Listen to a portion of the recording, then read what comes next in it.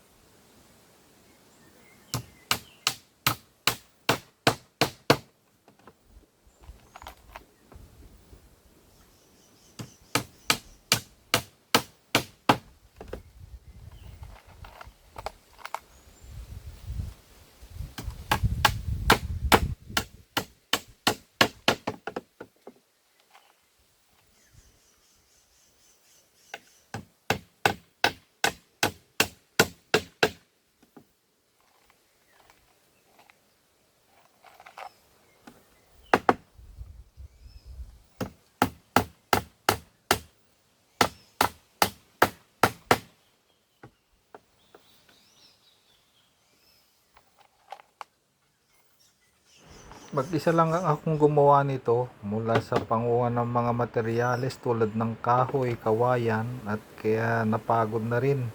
Kaya magkape-kape muna at magmerienda ng saging.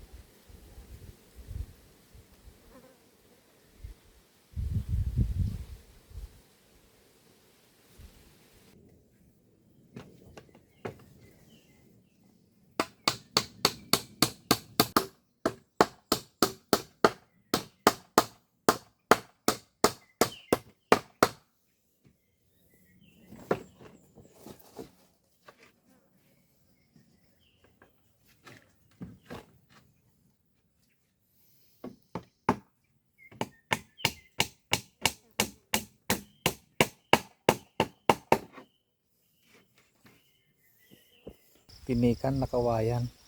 Half day ko lang ginawa kasi nandyan lang naman yung kawayan. No? Diyan ka lang mangunguha. Ayan pa kayo tira.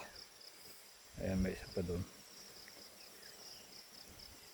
Kaya half day lang dahil nandyan lang lahat.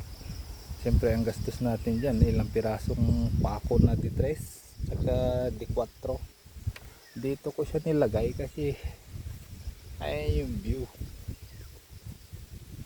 Habang nakatambay ka dito, kita mo yung Mount Susong Dalaga. Tsaka ayan, Laguna Bay, sunrise. Sarap. Umaga pa lang pwede ka nang magtambay-tambay dito. Excited na nga akong gamitin kaya dito na rin ako kumain ng hapunan kasabay ng napakalakas na hangin. Hapunan na tayo. Alas 4 pa lang dito sa bundok. Kainan na. Hapunan na.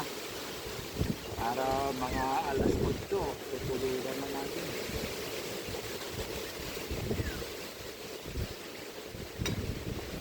Kulang po sang katerbang mangga tsaka tuna.